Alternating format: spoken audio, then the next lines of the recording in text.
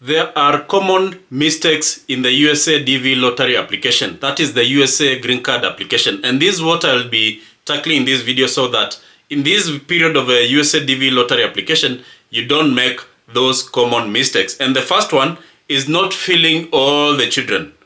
I've seen situations whereby someone fails to fill all the children while applying for the DV lottery. And this is what I'll tell you. If you have 10 children, apply with the 10 children. If you have 5 children, apply with the 5 children, because chances are that if you are selected and you want to process for the DV lottery, it will be a challenge for you to process for the USA visa, because it might mean that you leave your children, one child or 2 children at home, the ones which you did not fill in the USA DV lottery. So ensure that you fill all legally biological children, legally adopted children, any person who can be called your child, provided that they are legally yours. Fill them as your children while filling the USA DV lottery. Otherwise, it can be a challenge and can lead to family separation, because what you fill during the application is what you need to be able to fill once you win in the DS260. The same information, unless there's a family change which is plausible, or which you can explain. For example, a child who was born after you've done the application, that is a plausible change in the family situation. The other thing I see people getting a challenge with is the image. The passport photo you use to apply for the DV lottery needs to meet the criteria for the USA DV lottery application. And I know the technical details which are involved while applying, or the ones you need to attain, but I'll not tell you to internalize or have that in mind. What I shall tell people who are novice like Jackson: go to a photo studio. The ones which are called photo studio, not a cyber. Differentiate between a photo studio and a cyber, because those are two different things. Go to a photo studio. And for those people who come from Kenya, those photo studios are the ones which have that yellow color, and they are written Kodak. I don't know what about other countries. You can tell us in the comment section. But go to those photo studios and tell them to give you a passport photo for USA DV lottery. Basically, it should have a white background. You should be a neutral face. Should be well centered. Should be able to see the. You should be able to see the shoulders. You should be able to see the face. No alteration in the face. If you wear glasses, I usually tell people, kindly just do that photo without the glasses, because the glasses can be a challenge for you if you are processing for the DV lottery, and can lead you to be disqualified. Make sure that the ears are properly visible in the passport photo. You can do your own manipulations. You can. I see people putting cotton wool or something which will make the ears to be properly visible. You realize that the DV lottery selection is done by a computer, and if a computer doesn't recognize that is a face, automatically it rejects that application. Make sure that white background. Let me repeat that. Make sure that it's 600 by 600. Basically, you can go to the photo tool. The photo tool will tell you the composition of the picture of the passport photo, whether it is the correct fit for the DV lottery. Make sure that it's not altered, especially the facial features. If it's not altered by any way. I know people do alteration, but I usually advise people, you better get a picture which is not photoshopped, which is not altered, because an altered passport photo will lead to automatic rejection of your application. The other thing, which is a major problem in the DV lottery application, which leads to disqualification at the application stage, is mispresentation of different facts. This is basically what we call lying, which then again can lead you to be disqualified. And there are different ways of mispresentation of facts. Whether knowingly or unknowingly. It's not plausible, it's not acceptable in terms of the USA DV lottery. You can be selected if you mispresented facts, but during the processing, during the visa interview, that is where the problem will start. And the best way I usually advise my people or the people we apply for is to make sure that whatever you claim, whatever you write in the application for the DV lottery, make sure that it is the truth and the truth and the truth, and something you can defend by way of presenting documents or any type of proof, including photos, including something you can defend even if you wake up at 2 a.m. in the morning. And the first one I usually see people mispresenting is the educational education status or qualifications. If you reached secondary school education during the application, during the filling of form during the filling of the application form, click high school degree. That is secondary school education, or what we call 12 years of continuous 12 years of formal continuous education. Not necessarily continuous, but 12 years of formal education. That might mean 8 years of primary school and 4 years of secondary school. Might be different in different countries, but basically it should be able to show that you have 12 years of formal education, not equivalency, formal education. If you have a bachelor's degree, there's a slot for university degree. If you have a master's degree, there's a slot for a master's degree. Then again, you can demonstrate that. The other thing I usually see people misrepresenting is children. In terms of children, can be legally adopted children, can be your biological children, but not children of your brother, not children of your sister, who are not legally adopted because maybe by bad luck that sister of yours or brother of yours passed on. Those are children who are legally yours by way of adoption or by way of siring, biological. And those are children below the age of 21, all the way from 1 day old to 21 years of age. Those are children who qualify under you to be able under you. So you need to include all those children, including their passport photos and their information.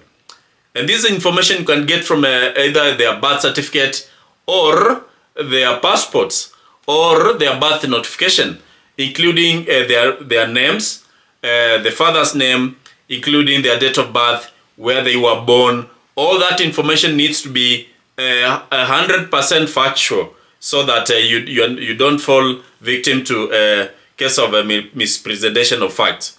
The other thing is work experience.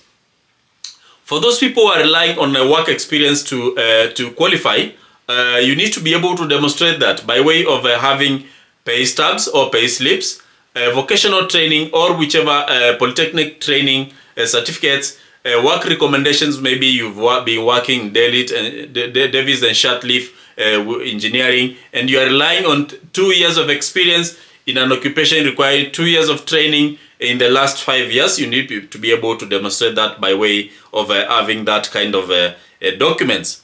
The other thing I usually see people having trouble with is when filling the form, the application form, the names you fill are not the correct names.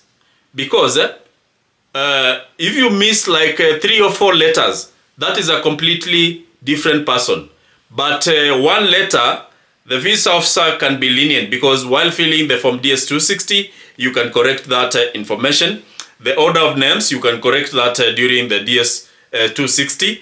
But I usually tell people, you'd better be keen and fill the names correctly. If you have 3 names, fill the 3 names as they are.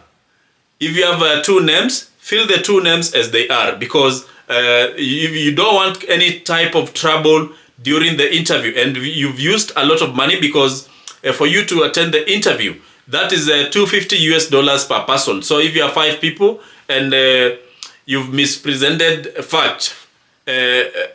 vital facts about yourself, that can lead to you being denied that visa. So I don't want you to get into that trouble. So that is why I'm telling you, make sure that whatever you fill during the application is the correct and factual information about yourself. The other thing is country of birth, because you'd realize that there are countries which do not qualify to apply for the DV lottery because they have attained the quota for immigrants in the US. Those are countries like I think Nigeria, India. Those are countries which cannot apply for the DV lottery. So the country of birth is the one which gives you, is the one which qualifies you, is the one which determines your selection, is the one which determines your case number. So if you come from a country like, for example, Kenya, where I come from, let me use that as an example.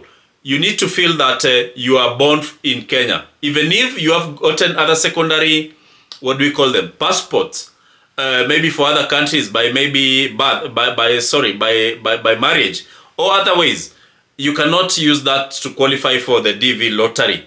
The primary country for you to apply is the country of birth. Whichever country, if it's a qualifying country, if it's not India, if it's not Nigeria, if it's not, I think, Philippines, you can apply for the DV lottery by yourself. So make sure that you fill the correct country of birth. Let me repeat that, because then again, I've seen someone who mistakenly, they come from country A and they feel that mistakenly they come from country B. And that was a big problem for them because they were not able to process for the DV lottery because of that mispresentation of fact. The